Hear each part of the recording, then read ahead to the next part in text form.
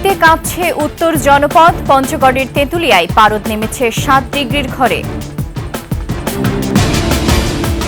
London ক্লিনিকে বিশেষজ্ঞদের তত্ত্বাবধানে খালেদা জিয়া, স্বাস্থ্যের পরীক্ষা নিরীক্ষা শুরু। এবং বাংলাদেশ সীমান্তে ভারতের বিশেষ নজরদারি, অত্যাধুনিক নানা প্রযুক্তি ব্যবহার।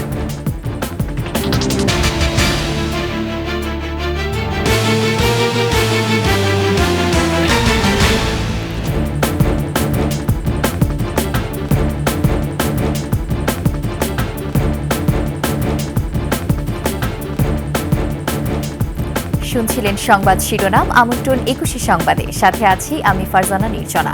দর্শক, 21 টেলিভিশনের সংবাদ একসাথে সরাসরি দেখতে পাবেন আমাদের ফেসবুক পেজ www.facebook.com/2124 অনলাইনে।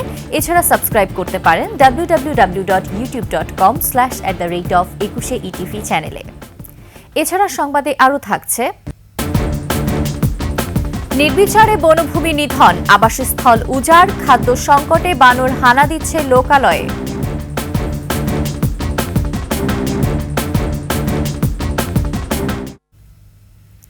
মৌসুমের সর্বনিম্ন তাপমাত্রায় কাঁপছে পঞ্চগড়। তেঁতুলিয়ায় পারদ নেমেছে 7.8 ডিগ্রি সেলসিয়াসে। হিমালয়ের হিমশীতল বাতাসে কাবু পঞ্চগড়ের মানুষ। প্রতিনিয়ত তাপমাত্রা কমে শৈত্যপ্রবাহ বয়ে যাচ্ছে দেশের সর্বোত্তরের এই জনপদে। এছাড়া নীলফামারীতেও প্রতিদিনই নামছে তাপমাত্রার পারদ। কখনো কখনো সূর্যের দেখা মিললেও উত্তাপ একেবারেই কম। শীত বাড়ার সাথে সাথে গরম কাপড়ের দোকানগুলোতেও বাড়ছে ভিড়। তীব্র শীতে কাহিল কুড়িগ্রাম, হিমেল বাতাস আর কনকনে ঠান্ডায় ব্যাহত স্বাভাবিক জনজীবন। বিড়ম্বনায় খেটে খাওয়া বিভিন্ন পেশার শ্রমজীবীরা। মৃদু শৈত্যপ্রবাহ বইছে রাজশাহী, নওগাঁ, পাবনা, চুয়াডাঙ্গা ও পঞ্চগড় জেলার উপর দিয়ে। আবহাওয়া অফিস জানিয়েছে, তাপমাত্রা কমে ব্যাপ্তি বাড়তে পারে শৈত্যপ্রবাহের।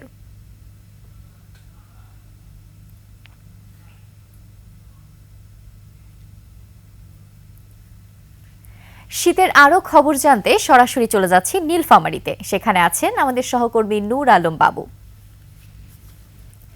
নূর, কেমন দেখছেন নীলফামারীতে শীতের প্রভাব, আমাদের দর্শকদের জানাবেন। নির্জনা, আপনাকে ধন্যবাদ। শুরুতেই আপনাকে জানিয়ে রাখি, বেশ কয়েকদিন ধরে নীলফামারীতে তাপমাত্রার পারদ অনেকটাই কমতে শুরু করেছে। তবে দিনের বেলা যদিও সূর্যের দেখা মিলছে, তবে তেমন উত্তাপ নাই। গত পরশুদিন কিন্তু সারাদিনে সূর্যের দেখা মেলেনি। গতকালকে সূর্য দেখা মিললেও তেমন উত্তাপ নাই। আজকেও পূর্ব আকাশে সূর্য উঁকে দিলেও তেমন উত্তাপ ছড়াচ্ছে না। এখনো কুয়াশা মাখা সকাল রয়ে গেছে। এছাড়াও একটা বিষয় জানিয়ে রাখি, আমরা আজকে আবহাওয়া অফিসের সাথে কথা বলে যেটি জেনেছি, সর্বনিম্ন তাপমাত্রা কিন্তু আজকে রেকর্ড করা হয়েছে 11.1 ডিগ্রি সেলসিয়াস। এখন কিন্তু তাপমাত্রা রয়েছে প্রায় 14 ডিগ্রি সেলসিয়াস। এছাড়াও এই শীতের কারণে হাসপাতালগুলোতে শীতজনিত রোগীর সংখ্যা কিন্তু বাড়ছে। এই কারণে হাসপাতালগুলো কিন্তু অনেকটাই শয্যা সংকটে পড়েছে। আমরা জেলা প্রশাসকের সাথে কথা বলে যেটি জেনেছি, তারা ইতিমধ্যেই 35,000 শীতবস্ত্র বিতরণের প্রস্তুতি হাতে নিয়েছে। ইতিমধ্যে 30,000 শীতবস্ত্র বিতরণ করেছে।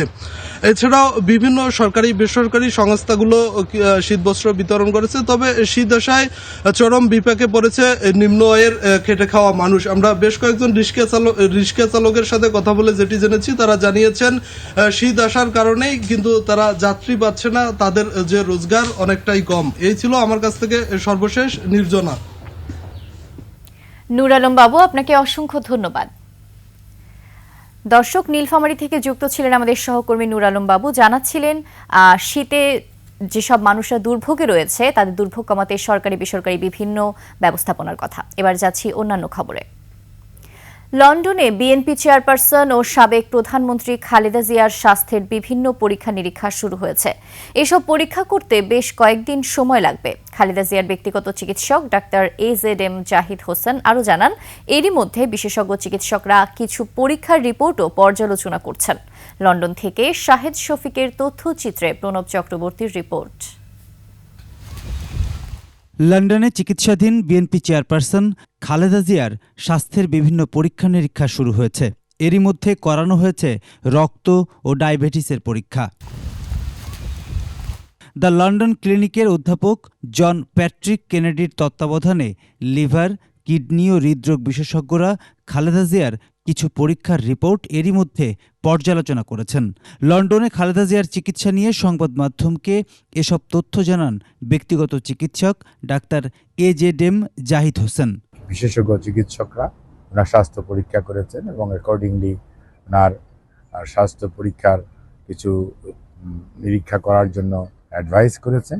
সে অনুযায়ী কিছু পরীক্ষা নিরীক্ষা শুরু হচ্ছে এবং আমরা আশা করছি হয়তো কালকে পরশুর মধ্যেই ওনাদের পরীক্ষা নিরীক্ষার পর্ব যেটি আছে সেটি ইনশাল্লাহ সমাপ্ত হবে।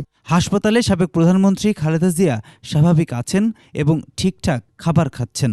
এত বছর পরে পরিবারের সাথে দেখা হয়েছে, এটাতেও একটা আনন্দ কাজ করছে। খুব আমেজ করে খাচ্ছেন, আমরা যেটা ফিল করতেছি, আমরা যেটা দেখতেছি।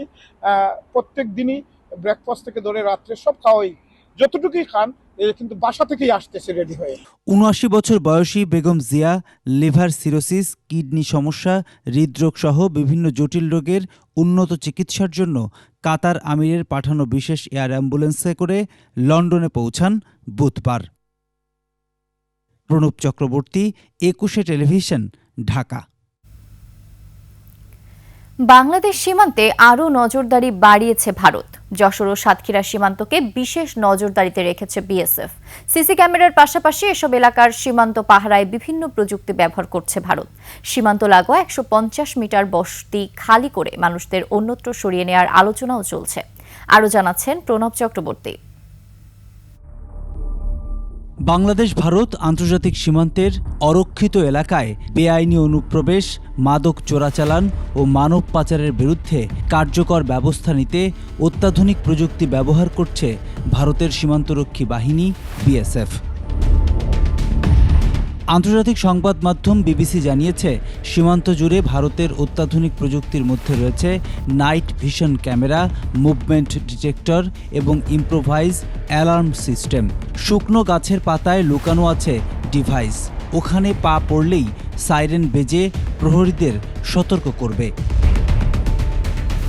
এছাড়া পুরো এলাকায় খুঁটির মাথায় জোরালো আলো লাগানো হয়েছে, বসানো হয়েছে অতি উচ্চমানের সিসিটিভি। এইসব ক্যামেরা প্রায় ১ কিলোমিটার পর্যন্ত স্পষ্ট ছবি তুলতে পারে।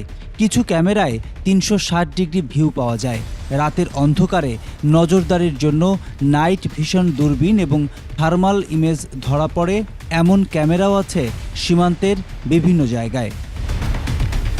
যশোর সাতক্ষীরা সীমান্ত দিয়ে ফেন্সিডিল, গাঁজাসহ বিভিন্ন মাদক ও সোনা পাচার হয় দুই দেশে। তাই দুই সীমান্তকে বিশেষ নজরদারিতে রেখেছে বিএসএফ। নদী ও সীমান্ত লাগোয়া জায়গা থেকে ১৫০ মিটার দূরে বাসিন্দাদের সরিয়ে নেওয়ার পরিকল্পনা আছে ভারতের, এমন তথ্য দিয়ে খবরও প্রচার করেছে বিবিসি। প্রণব চক্রবর্তী, ২১ টেলিভিশন, ঢাকা।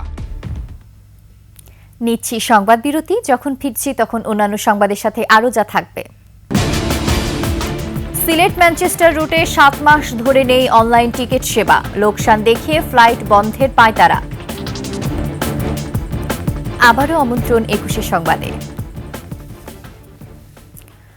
কক্সবাজার সমুদ্র সৈকতে খুলনা সিটি কর্পোরেশনের সাবেক কাউন্সিলর গোলাম রব্বানীকে গুলি করে হত্যা করেছে দুর্বৃত্তরা। বৃহস্পতিবার রাত ৮টার দিকে কক্সবাজার সৈকতের সুগন্ধা পয়েন্টে এ ঘটনা ঘটে।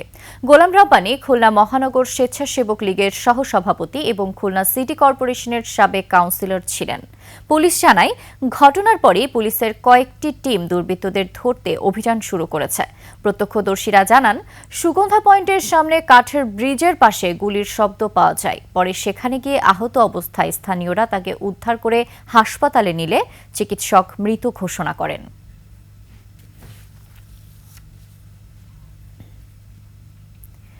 গেল বছরের মে মাস থেকে সিলেট ম্যানচেস্টার রুটে বিমানের অনলাইন টিকিট সেবা বন্ধ হচ্ছে। এ নিয়ে নতুন শঙ্কায় প্রবাসীরা। এই রুটে সরাসরি ফ্লাইট বন্ধের আশঙ্কা করছেন তারা। এতে সিলেট ও নর্থ যুক্তরাজ্যে দানা বাঁধছে অসন্তোষ। অভিযোগ, লোকসান দেখিয়ে লাভজনক রুটের ফ্লাইট বন্ধের পাঁয়তারা করা হচ্ছে। সিলেট বিভাগীয় প্রতিনিধি ওয়েস খসরুর তথ্য ছবিতে দেখুন ডেস্ক রিপোর্ট। সিলেট ওসমানী আন্তর্জাতিক বিমানবন্দর থেকে সপ্তাহে 2 দিন ম্যানচেস্টার রুটে সরাসরি 2টি ফ্লাইট পরিচালনা করা হয়। দীর্ঘদিন বন্ধ থাকার পর এই রুটে পুনরায় ফ্লাইট চালু হয় 2021 সালে। আগামী মে মাস থেকে অনলাইন টিকিটিং বন্ধ রাখার সিদ্ধান্ত হয়েছে। এতে ওই রুটে বিমানের ফ্লাইট বন্ধের আশঙ্কা প্রবাসীদের। এর প্রতিবাদে যুক্তরাজ্যের ম্যানচেস্টারে সভা সমাবেশ ছাড়াও সরকারের উচ্চ পর্যায়ে স্মারকলিপি দেওয়া হয়েছে। উদ্দেশ্য প্রণোদিতভাবে একটি চক্র এটি বাতিল করতে চাচ্ছে। ভিতরে সন্দেহ আছে যে এটা ওই খুব শীঘ্রই মনে হয় এটা বন্ধ করা হইতেছে। আমরা আশা করব কর্তৃপক্ষ একটা বিবৃতির মাধ্যমে সেটার অবসান ঘটাবে। বিদ্যমান ফ্লাইট ও অনলাইন টিকিটিং স্বাভাবিক রাখতে প্রতিবাদ দেশেও সিলেট বিমান অফিসের কর্মকর্তাদের কাছে স্মারকলিপি দেয়া ছাড়াও বৈঠক করেছেন যুক্তরাজ্য প্রবাসীরা। 2024 সালে Biman Bangladesh Airlines Sylhet to Manchester ফ্লাইটটি অত্যন্ত লাভজনক এবং অক্টোবর, নভেম্বর, ডিসেম্বরে ফুল ভর্তি ফ্লাইট এসেছে এখানে। বিমান অফিসের সামনে সিলেটের রাজনৈতিক ও সামাজিক সংগঠনের নেতারা প্রতিবাদ জানিয়ে বলেন, দুর্নীতির মাধ্যমে লুটপাট করা বিমানকে লোকসান দেখিয়ে এখন ফ্লাইট বন্ধের পাঁয়তারা চলছে। প্রতিটি ফ্লাইটই ম্যানচেস্টার থেকে আসে ফ্লাইট ভরে এবং প্রায় 1500-1600 পাউন্ড দিয়ে আসে তারা। কেন সেটা বন্ধ হবে? এটা লসজনক হতে পারেই না, এটা অবশ্যই লাভজনক। সুতরাং বিমানের মূল জায়গায় সমস্যা। এ ব্যাপারে বিমান কর্মকর্তারা কিছু বলতে রাজি নন। ম্যানচেস্টারে ডেপুটি হাইকমিশনার জানান, বিষয়টি বিমান কর্তৃপক্ষকে তারা জানিয়েছেন। প্রবাসীদের সুবিধা এবং অন্যান্য সামগ্রিক দিক বিবেচনা করে এই ফ্লাইটটি চালু থাকবে। আমরা সেই সুপারিশ করেই এই দাবিনামা আমরা বিমানের কর্তৃপক্ষের কাছে পাঠিয়ে দেব। সমার ইসলাম, ডেস্ক রিপোর্ট, 21 টেলিভিশন। বনে খাবার মিলছে না বানরের, হানা দিচ্ছে লোকালয়, ধ্বংস করছে ফসল, ফলমূল ও সবজি বাগান। পশুখাদ্য গাছ বিলুপ্ত হওয়ার জন্যই বানরের খাদ্য সংকট দেখা দিয়েছে বলে বলছেন স্থানীয়রা। প্রতিনিধিদের তথ্যচিত্রে দেখুন ডেস্ক রিপোর্ট।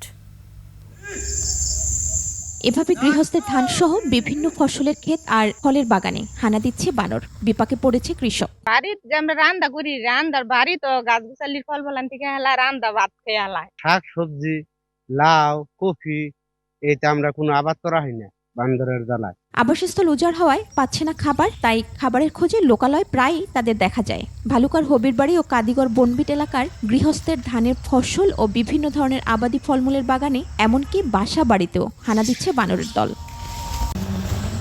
নির্বিচারে বনভূমি নিধন ও পাহাড় কাটার কারণে বনজ প্রাণীকুল একদিকে হারাচ্ছে তাদের আবাসস্থল, অন্যদিকে দেখা দিয়েছে চরম খাদ্য সংকট। ফলে জীবন বাঁচানোর তাগিদে জীবনের ঝুঁকি নিয়ে খাদ্যের সন্ধানে লোকালয় তারা। বানরের খাবারের গাছ কাইটা ফেলায়, এই জন্য হচ্ছে বানরের পর্যাপ্ত খাদ্য সংস্থান পাইতেছে না। ভুক্তভোগী পরিবারের সদস্যরা জানায়, বানরের অত্যাচারে মানুষ অতিষ্ঠ হলেও অনেকেই খাবার দিয়ে প্রাণীদের বাঁচিয়ে রাখছেন। আমরা আমাদের যা যতটুকু সম্ভব আমরা বানরকে খাওয়াইতেছি, মানে অনেক ক্ষতি করতেছে আমাদের, কিন্তু তারপরে আমরা তাদেরকে ক্ষতি করতেছি না। সরকারি বরাদ্দ অনুযায়ী যে খাবার দেয়া হচ্ছে তা বানরের সংখ্যার তুলনায় পর্যাপ্ত নয় বলে জানান এই বন কর্মকর্তা। প্রায় 1000-এরও বেশি বানর আছে, যেগুলি তার প্রচুর খাদ্যের দরকার, আরো পর্যাপ্ত পরিমাণে খাদ্যের ব্যবস্থা করা দরকার। পরিবেশের ভারসাম্য রক্ষায় বন্যপ্রাণীর কোনো বিকল্প নেই, তাই তাদের বাঁচাতে প্রয়োজনীয় পদক্ষেপ নেওয়া জরুরি মনে করছেন সংশ্লিষ্টরা। মহিমা পলি, ডেস্ক রিপোর্ট, 21 টেলিভিশন। আবারও আমন্ত্রণ 21 সংবাদে। এবার আভিভা ফিন্যান্স লিমিটেড বাণিজ্য সংবাদ।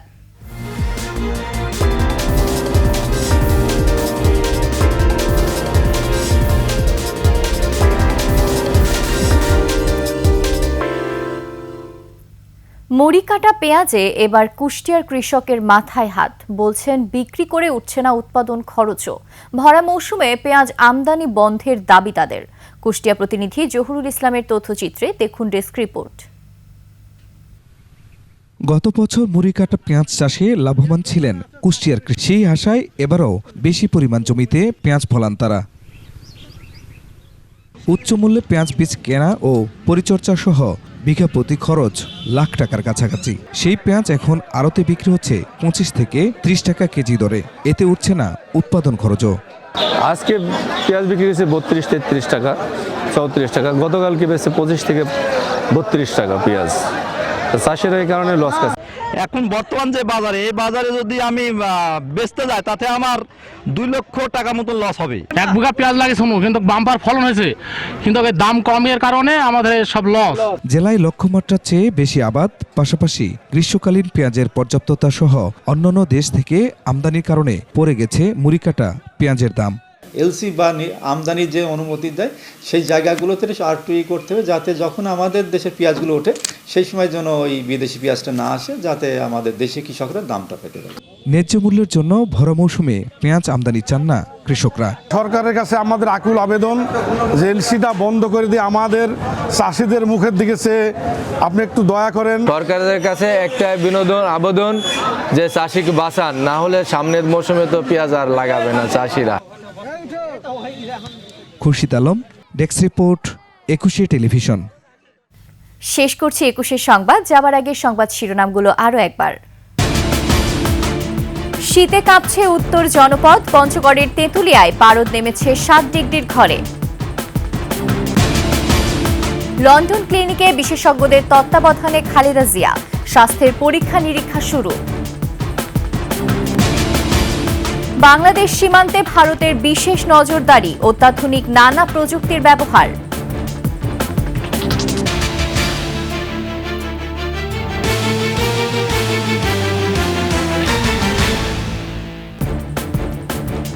সর্বশেষ সংবাদ জানতে ডায়াল করুন 2021 নম্বরে আর ভিজিট করুন 21-tv.com ওয়েবসাইটে। ফেসবুকে ভিজিট করতে পারেন www.facebook.com/2124 অনলাইনে। এছাড়া সাবস্ক্রাইব করতে পারেন www.youtube.com/@21etv চ্যানেলে। এতক্ষণ সঙ্গে থাকার জন্য ধন্যবাদ। পরবর্তী সংবাদ বেলা 11টায় দেখার আমন্ত্রণ রইল। 21-এর সাথেই থাকুন।